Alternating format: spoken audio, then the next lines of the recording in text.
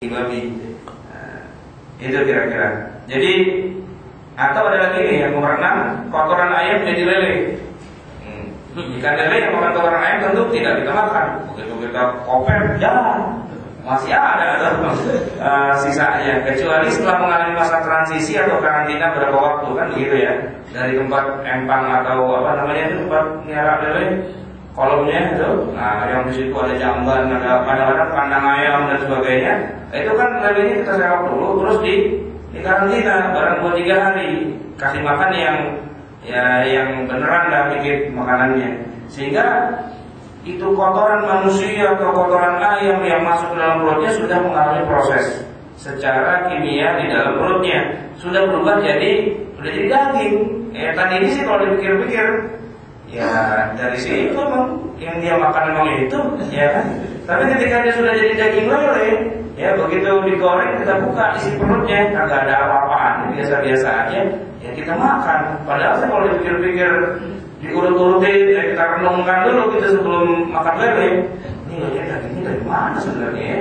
Ya itu kagak doyan, bisa jadi. Enak. Iya, ya, kalau nggak usah dipikirin makan aja udah gitu ya, ikhlas lah pokoknya pakai dari mana kayak bodoh. Nah itu menunjukkan bahwa benda yang najis kalau sudah berubah jadi benda yang lain kan udah selesai urusannya. Gitu. Baik, ada pertanyaan sebelum kita masuk pada bagian yang kedua? Iya Pak, silakan Pak. Ini kan menurut Imam Hanafi sama Malik yang mengatakan bahwa babi setelah diproses dibakar jadi arang, lalu jadi abu, akan jadilah garam. Ya. Tapi kalau menurut Imam Syafi'i belum ada sih. Imam Syafi'i maka nggak bisa. Kalau walaupun sudah berubah jadi abu atau garam gitu ya, tetap tidak. Gitu. Maka saya hanya menyebutkan situ. Itu nanti menjadi catatan biar ditambahin lagi bahwa Syafi'i dan Ahmad bin Hanbal tetap dengan prinsip sekali babi tetap babi. Kalau proses kemarinnya kan selalu ada terus di situ nggak ya? Iya Mas. Terima kasih Pak atas masukannya. Baik, ada lagi terkait dengan masalah istihalah, mengubah benda najis menjadi benda yang suci, bendanya yang berubah. Ustaz, kalau darah, kebanyakan kan kita masih melihat ada sebagian masyarakat yang mengolah darah itu menjadi marus, dicampur dengan garam. Ini bagaimana Ustaz? Ya harus masuk darah, nggak berubah jadi benda yang lain. Dia tetap darah, cuma toku aja. Ya, kecuali darah berubah jadi pisang, gitu misalnya. Nah, itu bisa. Ya, darah diolah jadi pisang, nah itu bisa. Gitu ya. Atau jadi ganda duri, jadi apa itu bisa. Tapi kalau darah berubah jadi malus, darah juga cuma timbang yang atau encer, yang atau gumpal, gitu aja. Tapi begitu digigit, ya itu darah tetap ada. Aslinya tetap ada. Itu bukan perubahan wujud, itu perubahan apa istilahnya kalau dari benda cair jadi benda perubahan fisika saja ya, bukan perubahan kimia. Gitu. Jadi marus tetap darah yang haram, walaupun dicampur dengan ramuan ini dan itu. Kecuali kalau dia tadi berubah jadi pisang, nah itu lain lagi. Begitu dimakan rasanya pisang beneran gitu. Asalnya dari darah, nah nggak masalah kalau udah berubah wujudnya. Tapi kalau masih itu juga berubah cuma bentuknya atau kekenyalannya dan sebagainya, dia tetap darah dan tidak boleh hukumnya. Ya, ada lagi bicara? Ya. Mengenai kenajisan air mani itu, Ustaz. Ya. Itu apakah cara mensucikannya kalau menurut mazhab tadi kan mazhab Hambali dan Maliki itu kan najis. Nah, itu cara mensucikannya itu kan bagaimana? Kalau berdasarkan hadis Aisyah radhiyallahu anha itu kan bahwasanya dia mengerik air mani Rasulullah. Iya. Kita nanti akan masuk sebentar lagi. Karena ini tadi baru cuma membicarakan bahwa ada benda yang dari najis bisa berubah jadi suci. Yaitu contohnya air mani. Air mani itu kan najis ya menurut mereka yang bilang najis. Nah kemudian ketika dia berubah menjadi bayi, maka dia menjadi suci. Nah sekarang yang pertanyaan itu kaitannya begini. Bagaimana sarung kita yang suci kalau kena mani? Gimana cara membersihkannya? Kan gitu ya. Nah ini yang akan kita bahas sekarang. Apakah cukup dengan cara dikering, apa diprentit atau di apa? Kita masuk kepada pembahasan yang kedua. Benda suci terkena benda najis. Gimana cara menghilangkan najis dari benda sucinya itu? Sebentar lagi kita akan masuk. Oke. Iya, silakan. Rum untuk membuat kue boleh kan? Rum? Menjadi kue. Kenapa? Halal Pak. Rum apa? Ini sebenarnya bukan bab ini ya, bab yang dua sebelumnya. Atau mungkin memang kita belum masuk ada fikih kuliner nanti. Ya tapi gini, nggak apa-apa. Rum, kenapa dikatakan boleh atau tidak boleh? Pasti masalahnya bukan karena dia benda najis, bukan. Juga bukan karena sebab kalau rum kita copek gitu ya, itu nggak apa-apa. Juga bukan karena dia misalnya memberikan madharat, tidak. Tapi masalahnya adalah rum itu alkohol, ya, dan kemudian alkohol itu adalah banyak digunakan sebagai unsur pembentuk khamar. Jelas umumnya minuman keras itu umumnya ya itu mengandung alkohol. Walaupun tidak semua khamar ada alkoholnya. Tidak semua khamar ada alkoholnya. Buktinya daun ganja. Daun ganja itu memabukkan, muskir.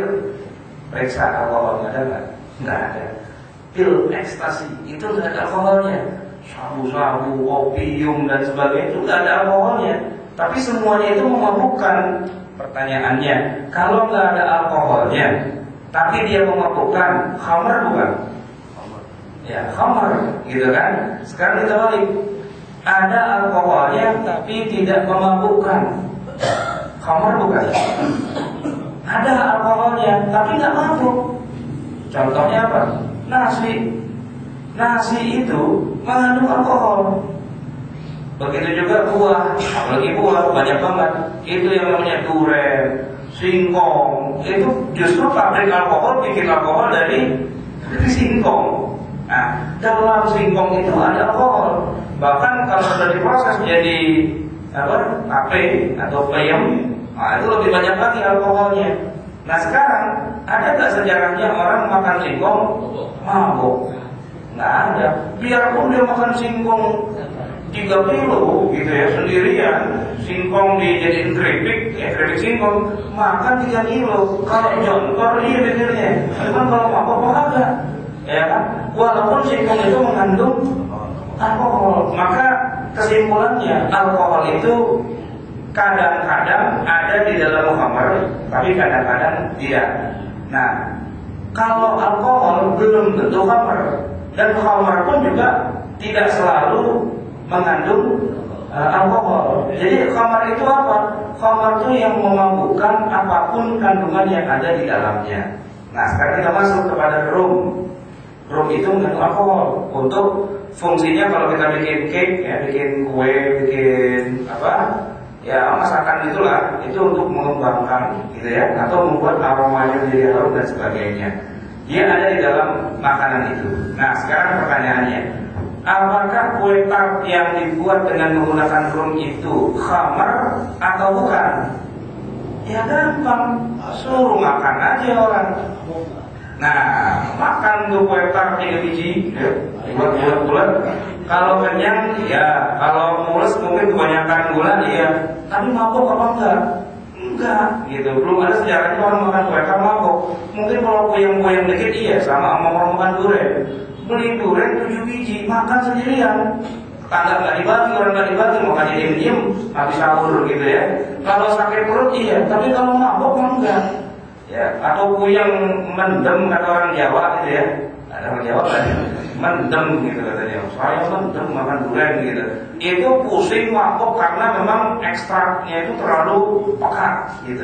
Tapi itu bukan mabuk, sebab mabuk dalam istilah syariah, iskar itu adalah menurut para ulama itu ya, ketika seorang itu hilang kesadarannya. Nah, dia hilang kesadarannya sampai dia tidak bisa menggunakan logikanya. Ketika dia pulang, dia nggak bisa bedain mana emaknya, mana bininya, mana pembantunya. Dia nggak bisa bedain, gitu. Nah, dalam kondisi iskar itulah kemudian dikatakan seorang itu sedang mabuk. orang makan durian 7 biji, lihat bininya lihat gitu ya. Oh, bini gue loh diumpetin. Dia tahu bahwa itu bininya, artinya dia tidak hilang kesadaran bahwa dia pusing mungkin iya. Nah, iskar atau mabuk itu segala yang membuat dia menjadi mabuk, makanan ya, itulah yang dikatakan sebagai khamar. Tapi kalau dia tidak mabuk maka itu bukan khamar. Kecuali begini. Ini botol udah ketahuan mereknya, topi piring, ya, udah ketahuan, sudah ma'ruf di kalangan tukang mabuk, ya ini benda buat mabuk, gitu kan? Nah kalau udah ketahuan dia khamar, jilat dikit aja haram, nggak usah nungguin mabuk. Kenapa? Karena sudah ma'ruf dia adalah khamar, gitu. Sudah diberikan identitas, ini adalah khamar. Kalau sudah ini namanya khamar, jilat dikit kan nggak boleh, ya. Kullu muskirin khamrun wa kullu khamrin haraman. Semua khamar banyak dan sedikitnya asal statusnya sudah khamar. Nah sekarang masalahnya, rum itu statusnya khamar atau bukan? Nah kalau rum itu misalnya bukan rum yang dimasukin tapi vodka, ya, atau mention atau apalah itu namanya ahok gitu ya, apalah. Itu setetes aja kita masukin ke dalam campuran kue pun nggak boleh, walaupun kagak mabuk. Kenapa? Karena yang kita masukin itu memang sudah punya status namanya khamar. Tapi kalau rum, nah pertanyaannya, apakah rum itu khamar atau bukan? Sekarang jajal, yang biasa tukang mabuk kita kasih rum, jajal rum mabuk pakai inian gitu.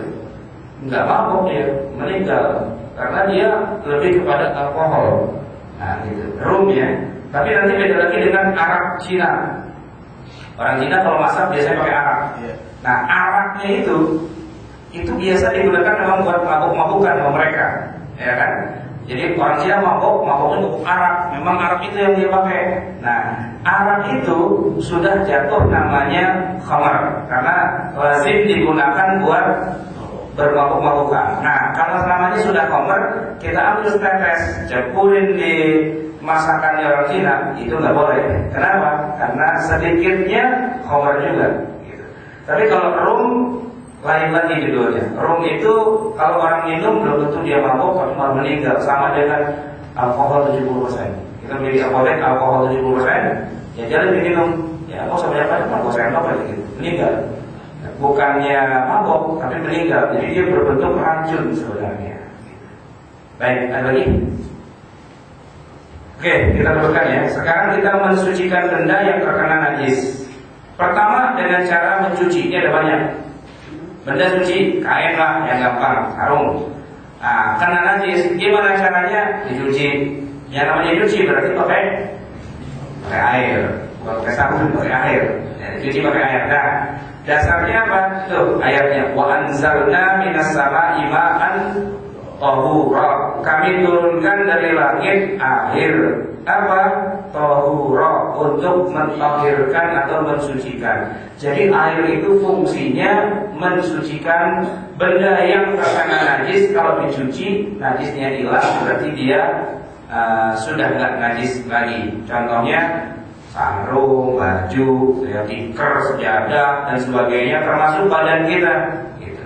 Atau ayat yang lain, wa yunazzilu 'alaikum minas sama'i ma'an liyutahhirakum bihi. Ma'an liyutahhirakum. Air untuk mensucikan kamu. Nah. Atau ayat yang lain juga, atau ini hadis ya. Allahumma ighsilni min khataayaya bil ma'i wal thalji wal barad. Itu kalau doa iftitahnya orang Muhammadiyah biasanya itu. Kalau yang itu wajah wajhiya lillazi fatara samawati wal ardh. Tapi orang Muhammadiyah biasanya Allahumma ba'id baini wa baina khataayaya kama ba'adta bainal masyriqi wal maghrib. Itu ada bagian akhirnya Allahumma ighsilni min khataayaya bil ma'i wal thalji wal barad. Ya Allah, cucilah aku dari kesalahan-kesalahan dengan air, dengan salju dan dengan embun.